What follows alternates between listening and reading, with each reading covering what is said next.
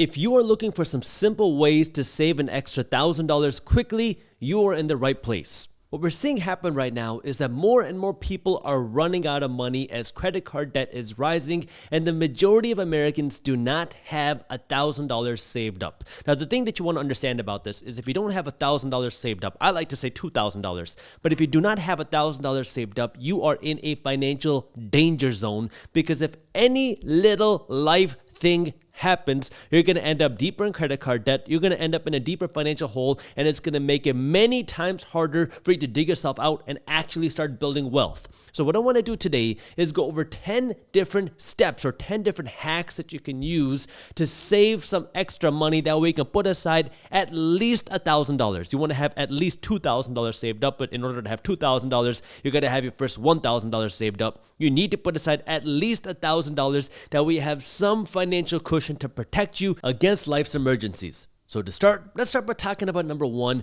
which is no more financing anything.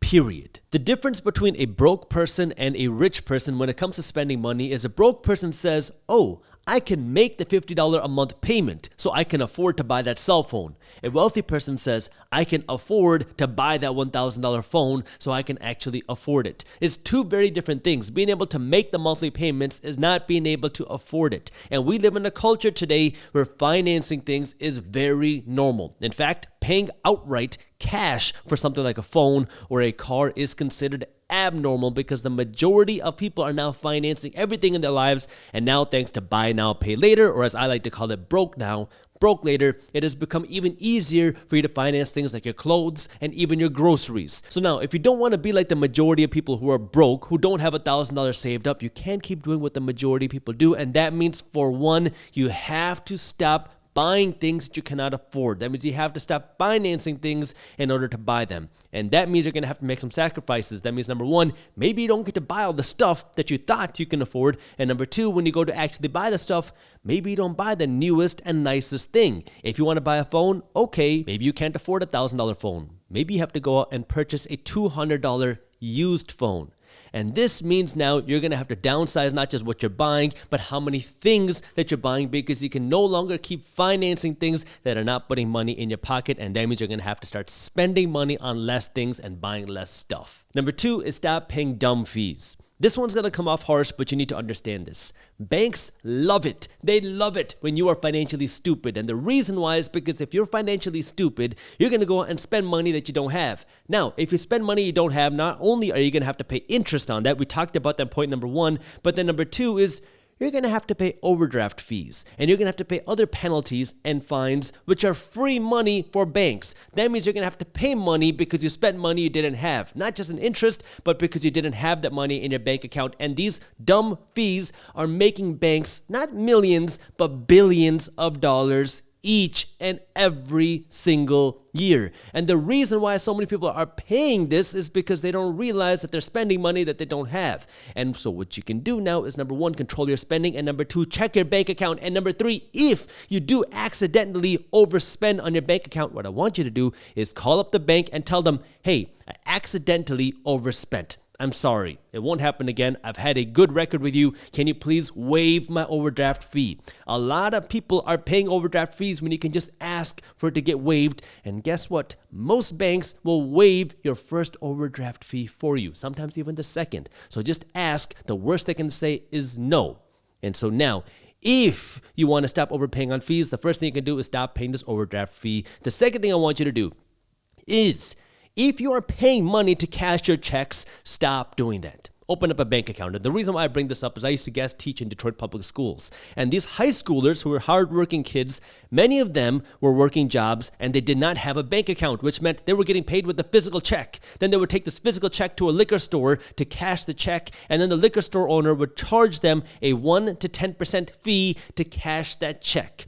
If you're paying money to access your own money, there is a problem here. And there's a simple and free way to bypass that. And that means go and open up a bank account for free, and then use that bank to cash your checks or deposit your checks. That way you don't have to keep paying money to access your own money. The third dumb fee that I want you to stop paying are payroll advance fees. This has been a booming industry recently with payroll companies, pay loan companies, a bunch of different types of companies now extending you your payroll advances for a teeny tiny little fee. And all that means is instead of you waiting until Friday to get your money, you can get your money on Monday, or you can get your money a week in advance and just pay a little bit of money in fees.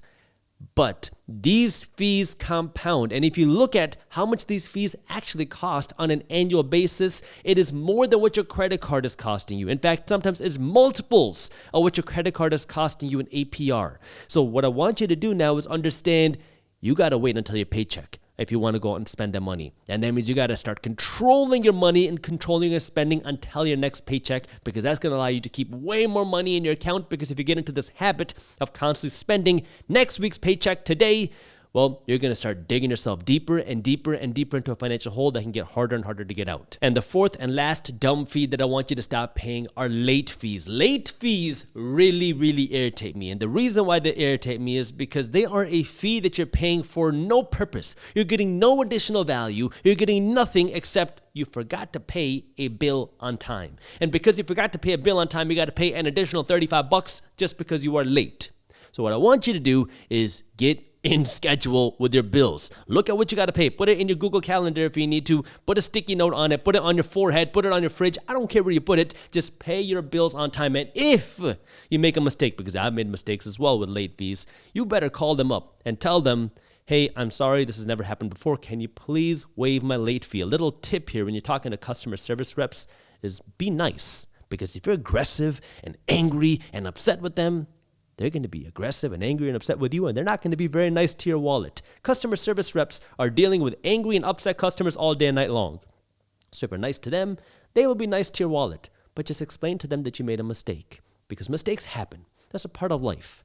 But that doesn't mean you necessarily have to pay for that mistake. If you're nice, many times they will waive that fee for you, and now you get to keep more money in your pocket. The third thing that I want you to do if you do not have $1,000 saved up is you got to stop eating out. Now, I want you to understand this. The goal isn't for you to not eat out and eat restaurants and eat Starbucks for the rest of your life.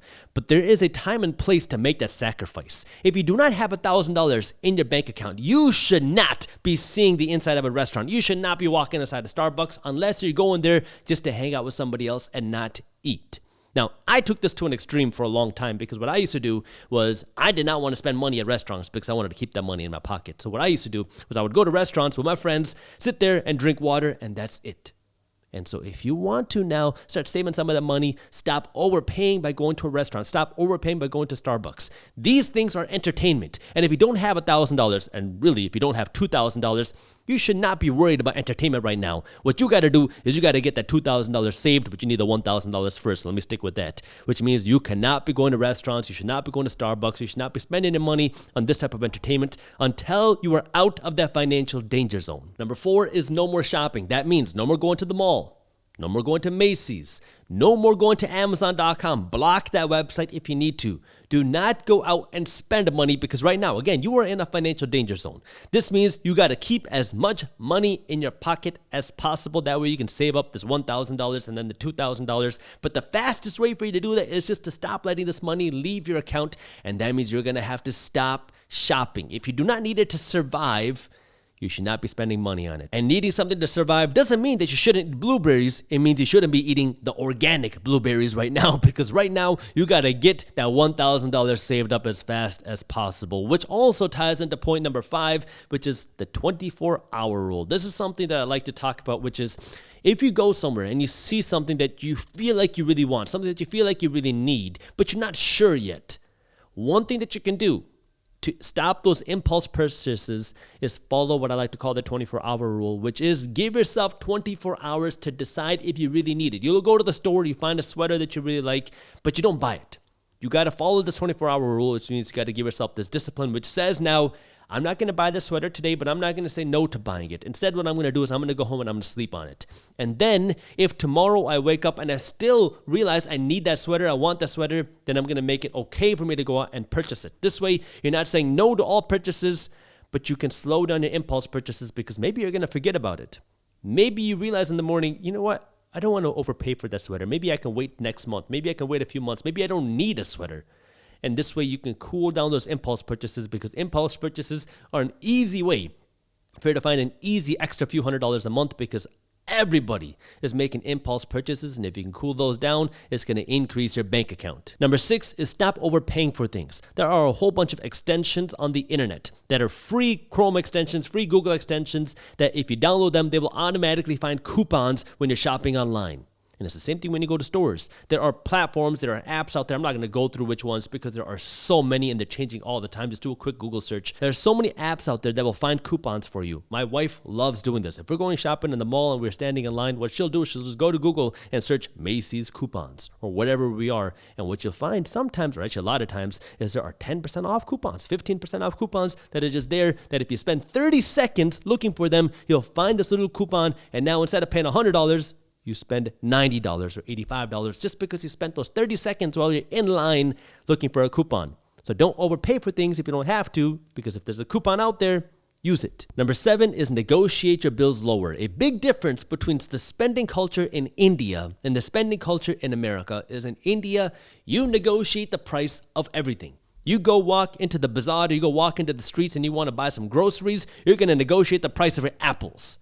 If you go to America, you walk into whatever Whole Foods, you're not going to negotiate the price of apples. So it is not normal in American culture to really negotiate the price of things. However, you do have the ability to negotiate, especially the prices of some of your utility bills. Things like your internet bill, things like your phone bill, things like your cable bill. Many times these service companies are going to keep increasing the price of your bill year after year after year, and they just hope that you keep blindly paying the fees. But many times you can save 10, 15, sometimes 30% on your bills by just calling up these companies and nicely telling them that their competitors are charging a much lower rate. And you're thinking about leaving because now you're shopping around. And you really want to stay, and you've been a loyal customer for 2 years, just wanting to see if there's anything they can do to work with you on the price. And again, when you're nice, many times these customer service reps will be nice back to your wallet, but all you have to do is ask. And it's funny, I've gotten this little tip has come back to me in many ways, because I've gotten so many comments and messages and DMs from people saying, oh my God, Jaspreet, I didn't think that this tip was going to work, and now I'm saving an extra $50, $75. One person said $300 a month just by implementing this little tip. So just go out and try it. If you have these service and utility bills, just call them and ask. You have nothing to lose, because the worst thing that they can say is no. And before I move on to number 8, I do want to let you know that I know some of you are asking or wondering, how can we start putting our money to work? Well, the first thing I want you to do, before you start putting your money to work, before you start worrying about investing your money and growing your money, is I need you to save this first couple $1,000s. Then I want you to focus on paying down your high interest credit card debts. After that is when you want to be worried about investing your money and growing your money. Now, for that, we have a free ebook on how to build wealth as an investor. My team at Briefs Media put this together. It's a completely free ebook that walks you through the basics of how to start investing, how do you generate cash flow, the different ways that you start investing, and it gets into the advanced stuff of things like how do you protect your assets. The ebook is completely free. So if you want to get a copy of this ebook, I got the link to how you can download this ebook down in the description below, or you can go to briefs.co/ebook. Number 8 is have a place to store your cash. And I do not mean under your mattress. What I want you to do is I want you to open up a bank account, not just for your spending money. If you don't have a bank account yet, make sure you open one up. But I want you to have a bank account just for your savings. This is a bank account that will keep your emergency savings cash that you only use if you run into a financial emergency. And the reason why you want to keep these separate is because what ends up happening is if you keep all of your money in one bank account, is it's very easy to accidentally spend your savings money. You go to the store, you see that sale on a TV, you see the sale on a new handbag or whatever it is that you want to buy, and then you realize, oh, I got $1,500 in my bank account. I can afford or can purchase this thing. But this is where you want to make sure you keep that money separate, that we don't accidentally spend your savings money. And now the nice thing about today, at the time we're recording, is that you have a lot of high interest savings accounts that are paying 3, 4, 5% a year in interest on your savings. So what you can do right now is look for a savings account, ideally a high interest savings account, open that up, and now as you start finding this extra cash, put this money there and don't touch it unless you absolutely need it. This is your emergency money because you want to use this money when something goes wrong so you don't have to worry about going into credit card debt. but you want to make sure you keep it somewhere else and just take advantage of the higher interest rates with a higher interest savings account. That way, at least your savings can earn you a little bit of money as well. Number 9, if you want to accelerate your path to getting that extra $1,000, you got to get some extra money as well. And the most accessible way to do that is just by putting in some extra work. If you're working a job, see if you can put in some extra hours. See what you got to do to get a raise. See what you got to do to get a promotion. See what you got to do to get a bonus. Ask your boss. Say, boss, listen, I have this financial struggle I'm going through. I'm not asking you for a handout, but I want to put in some extra work that way I can get this extra $1,000. Is there something that I can do to make a little bit of extra money? And just ask. Maybe they'll say no. Maybe they'll say yes.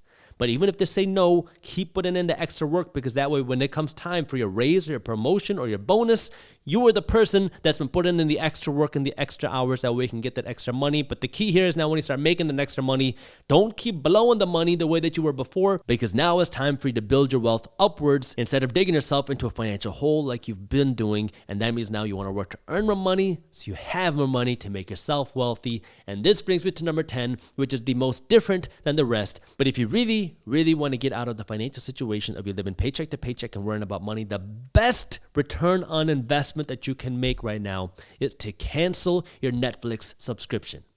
And it's not so you can save those $15 a month. It's so you can save those 2 to 3 hours a day of time that you're watching TV. And if you really want the brutal, honest truth, if you don't have $1,000 or even $2,000 saved up in your savings account, you should not feel comfortable watching Netflix. You should not feel okay sitting down on the sofa watching TV if you are in that financial danger zone.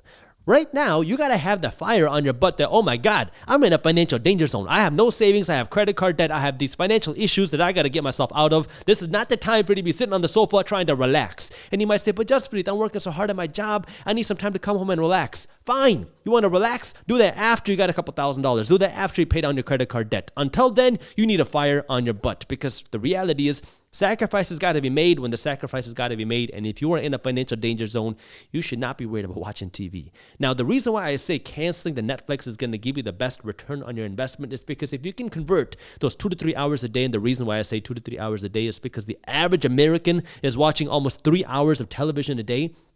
If you can convert those almost 3 hours of TV time a day to learning time or building time, this is going to allow you to not only earn more, but build more wealth, because you can use this time to read books. Use this time to watch classes. Use this time to listen to educational podcasts. If you use this time to learn, it's going to allow you to earn way more, and this is going to allow you to build more wealth, because the reality is most people who earn more end up broke because they don't know what to do with their money. But now if you can start working on that financial education, you start reading the right financial education, start absorbing the right financial education, now as you earn more, you're going to be able to leverage those earnings to build you even more wealth. And that's the key to becoming really sustainably wealthy. And building that generational wealth is not only do you have to earn the money, but you have to know how to keep and grow that money. And there's a whole different skill set. And that's where I want you to start investing your time into that education, because you have to spend your time to learn how to do that. And again, we have a free ebook at Briefs Media down in the description that can walk you through how to start building that financial education. But that requires you to put in the effort and to invest that time to actually start putting the education to work. If you've been looking for a step-by-step plan on how you can build wealth or become a millionaire, you are in a right place, because that's exactly what I'm going to be going over in this video. For those of you that have never seen me before, my name is Jaspreet Singh. I'm the founder of a company called Briefs Media, and my financial education journey kind of started on accident, because growing up, I grew up in a traditional Indian house. My